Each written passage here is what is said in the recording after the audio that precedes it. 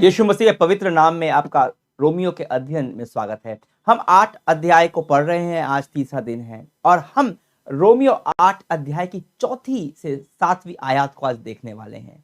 हमने ये जाना कि हमारे ऊपर अब कोई दोष नहीं है, कोई दंड की आज्ञा नहीं है, क्योंकि यीशु मसीह ने क्रूस पर जीवन की आत्मा की व्यवस्था से, पाप और मृत्यु की व्यवस्था से छुटकारा दिला दिया है। जो हम नहीं कर सकते थे वह परमेश्वर ने कर दिया। पर अब बात यह आती है कि हम खुद को कैसे बदलें, कैसे हम व्यवस्था के बिना जीवन जिए जो परमेश्वर की नजरों में एक उत्तम जीवन है, जो पवित्र है यीशु के जैसा। कैसे हम अपने जीवन को बदलें। अब यहां भी परमेश्वर ने हमें अकेला नहीं छोड़ा, उसने हमें उसकी पवित्र आत्मा दी और रोमियो 8 में हमें एक विजयी मसीह जीवन जीने में पवित्र आत्मा की मदद की सबसे बढ़िया सूची मिलती है। अगले 3 दिन हम 3 कारण देखने वाले हैं जिस कारण एक सच्चे यीशु विश्वासी के जीवन में बदलाव आता ही आता है। एक है क्योंकि पवित्र आत्मा हमें नई प्रकृति देता है। दूसरी, पवित्र आत्मा हमारा नया प्रबंधक है। और तीसरा, पवित्र आत्मा इस बात की पुष्टि करता है कि हमारा एक नया पिता है। आज हम बात करेंगे हमारी नई प्रकृति की। आइए हम रोमियो 8 4 से 7 आयत पढ़ते हैं। चौथी आयत हमने कल भी पढ़ी थी, पर बीच का एक भाग हमने छोड़ दिया था। आज उस पर ध्यान दीजिएगा। तो सुनिए रोमियो 8 4 से 7। इसलिए कि व्यवस्था की विधि हम में जो शरीर के अनुसार नहीं वरन आत्मा के अनुसार चलते हैं पूरी की जाए, क्योंकि शारीरिक व्यक्ति शरीर की बातों पर मन लगाते हैं परंतु आध्यात्मिक आत्मा की बातों पर मन लगाते हैं। शरीर पर मन लगाना तो मृत्यु है, परंतु आत्मा पर मन लगाना जीवन और शांति है। क्योंकि शरीर पर मन लगाना तो परमेश्वर से बैर रखना है, क्योंकि न तो परमेश्वर की व्यवस्था के अधीन है और न हो सकता है। यह आयतें हमारी नई प्रकृति के बारे में बात करती हैं और कुछ तथ्य हमें बताती हैं, कुछ फैक्ट्स। अब हमारे पास एक आध्यात्मिक प्रकृति भी है, पर साथ में शारीरिक प्रकृति भी है। इस बारे में पहले 6 अध्याय के अध्ययन में हम बात कर चुके हैं। आध्यात्मिक प्रवृत्ति हमारे यीशु में नए जीवन के कारण हमें मिली है, जिससे पवित्र आत्मा बातचीत कर सकती है। पर चुनाव अब भी हमारे हाथ में है, हम किसे चुनेंगे। तो पहला तथ्य यह है कि हमें चुनना है कि हमारे जीवन का आधार कौन होगा। एक यीशु विश्वासी रोज यह चुन सकता है कि आज मैं अपनी पुरानी पापमय शारीरिक इच्छाओं के हिसाब से चलूंगा और जो मेरा मन चाहेगा मैं वो करूंगा, जो मुझे करने का अच्छा लगता है वो करूंगा। जीवन का नियंत्रण मैं खुद अपने पास रखूंगा या फिर पवित्र आत्मा के कहे अनुसार चलूंगा। परमेश्वर की ओर मेरे जीवन का नियंत्रण करने दूंगा और शारीरिक इच्छा को पूरा नहीं करूंगा। यह हमेशा मेरा चुनाव है।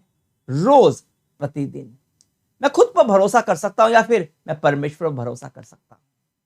मैं आत्मनियंत्रित जीवन जी सकता हूं या परमेश्वर नियंत्रित जीवन जी सकता हूं। अब यह पंक्तियां रोमियो 8 4 से 7 हमें एक दूसरा तथ्य हमारे बारे में बताती है कि मैं केवल अपने जीवन का आधार ही नहीं चुनता, पर मेरा चुनाव मेरी सोच को प्रभावित करता है। किसी भी परिस्थिति को लेकर मेरी सोच क्या होने वाली है। अब किसी भी परिस्थिति में दिमाग में कई सारे विचार आते हैं एक साथ। कुछ विचार हमारे पापमय शरीर से आते हैं, उसके प्रलोभन उससे आते हैं। दूसरे विचार पवित्र आत्मा की ओर से आते हैं। मैंने जिसको अपने आज के जीवन का आधार चुना है, मैं उसी सोच को चुनूंगा और वही सोच मेरा व्यवहार, मेरा कर्म बन जाएगा।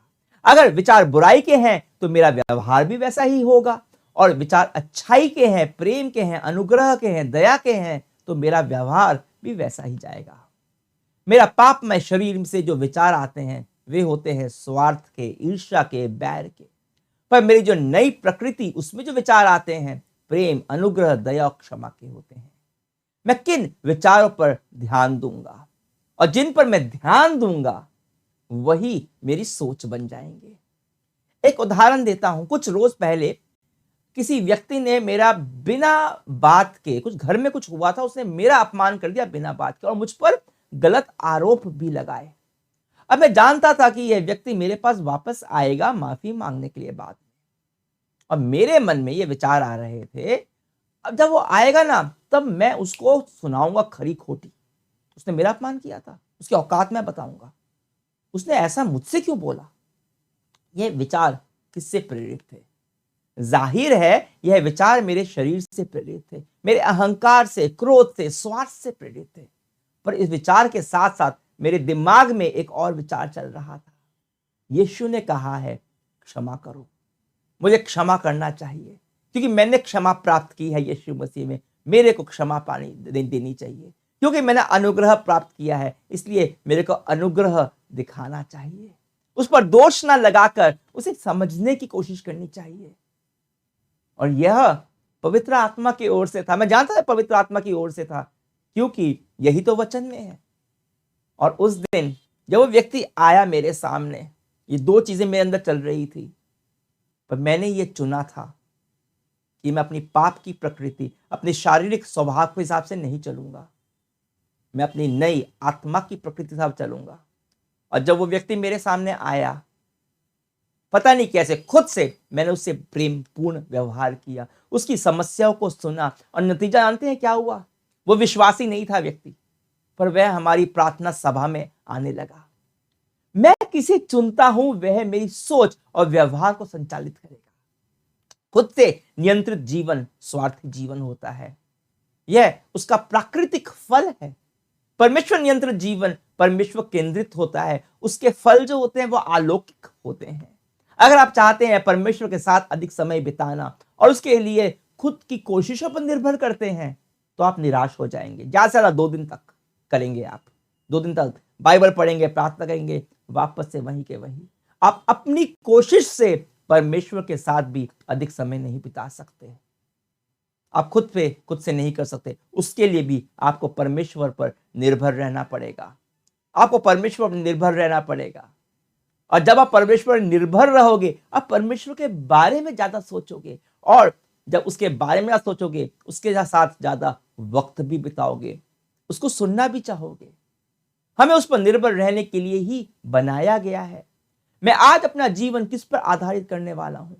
आत्मा पर या शरीर पर? यह निर्णय मेरा है। और जैसे आप जीवन का आधार बनाएंगे, वैसे ही आपकी सोच होगी और उस हिसाब से आपका व्यवहार बन जाएगा। और फिर तीसरा तथ्य जो यह आयातें हमें बताती हैं, मेरी सोच मेरे जीवन की दिशा और परमेश्वर के साथ में रिश्ते को निर्धारित करेगी। मेरे जीवन की दिशा निर्धारित करती है। जब मैं शरीर की बातों पर मन लगाता हूं तो मेरा व्यवहार स्वार्थी होता है, पापमय होता है, और मेरा पापमय आचरण मृत्यु लाता है। पर मैं जब आध्यात्मिक बातों पर मन लगाता हूं, जब मैं आत्मा को चुनता हूं, तो मेरा व्यवहार जीवन लाता है।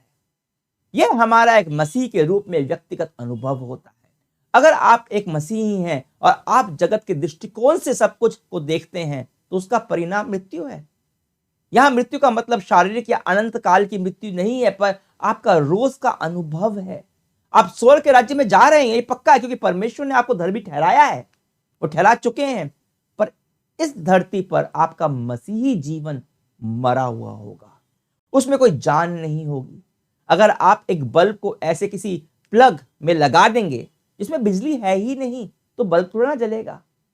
केवल परमेश्वर ही वह शक्ति है जो आप में जीवन का संचार करती है रोज, क्योंकि परमेश्वर ही जीवन है। तो मेरे जीवन की दिशा क्या होगी? मृत्यु या फिर जीवन? यह निर्भर करेगा किसे मैं अपने जीवन का आधार चुनता हूं। पर मेरे जीवन का आधार मेरे परमेश्वर के साथ रिश्ते को निर्धारित करता है। पौलुस कहता है, शरीर की लालसाओं पर जो मन लगा होता है वह परमेश्वर से बैर रखता है, पर जो आत्मा पर मन लगाता है वह परमेश्वर के पीछे चलता है। अब परमेश्वर से बैर कई प्रकार से हम रख सकते हैं। परमेश्वर से बैर रखने का अर्थ यह नहीं है कि हर समय परमेश्वर को बुरा भला कहते रहें या फिर हम विश्वास ना करें। परमेश्वर से बैर रखने का अर्थ है कि जब हम उसे अपने रोजमर्रा के जीवन से बाहर रखते हैं, जब हम उसे कहते हैं मेरे जीवन के इस हिस्से से बाहर रहो, इस हिस्से को मैं खुद संभाल लूंगा, क्योंकि मैं इस हिस्से में अपने जीवन के बदलना नहीं चाहता। तो ये आयत बात कर रही है कि कैसे हम एक यीशु विश्वासी होकर पापमय विचार और आध्यात्मिक विचार के बीच, हमारी शारीरिक प्रकृति और आत्मिक प्रकृति के बीच में चुन सकते हैं। अब आज खत्म करने से पहले कुछ भ्रांतियों को मैं दूर करना चाहूंगा। लोग अक्सर सोचते हैं कि वे केवल गंदे, वासना से भरे, क्रोध वाले, ईर्ष्या वाले, घृणा करने वाले विचार ही मेरे शरीर के विचार है। नहीं, यह तो है ही, पर वे अच्छे विचार भी, जिनकी प्रेरणा आपकी प्राकृतिक इस जगत की बुद्धि और शरीर के अनुसार होते हैं, वो भी शारीरिक हैं। आपकी जो आत्मिक प्रकृति के जो विचार हैं, उसमें परमेश्वर की इच्छा, उसकी बुद्धि, उसका वचन हमेशा शामिल रहेगा। कई बार हम सोचते हैं कि आध्यात्मिक बातों पर मन लगाने का मतलब यह है कि हम सफलता, धन, थोड़ा बहुत मौज मस्ती, ये सब के बारे में हम नहीं सोच सकते।